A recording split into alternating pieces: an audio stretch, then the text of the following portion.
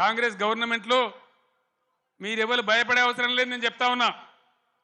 Police సోదరులారా మీకు మనవి చేస్తా ఉన్నా, మీరు అనవసరంగా గ్రామాలలో చిచ్చులు పెట్టి సోషల్ మీడియా పోస్టులు పెట్టిన వాళ్ళని కూడా బెదిరిస్తా ఉన్నారు.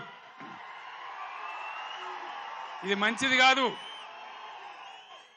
మీరు చూడండి, ప్రజల స్పందన చూడండి. నేను అడుగుతా ఉన్నా, మీకు పోలీసులకు రాజకీయాలు ఎందుకండి? ఏమక్కర్నే మీకు రాజకీయాలు? ఇలా ఎవరికి అధికారం శాశ్వతం? మేము 10 ఏళ్ళు ఉన్నాం ప్రభుత్వంలో.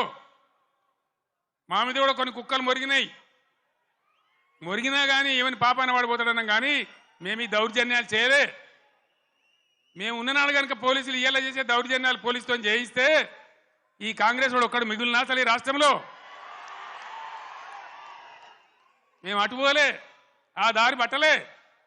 మేము ప్రజల సంక్షేమం కోసం పనిచేసినాం.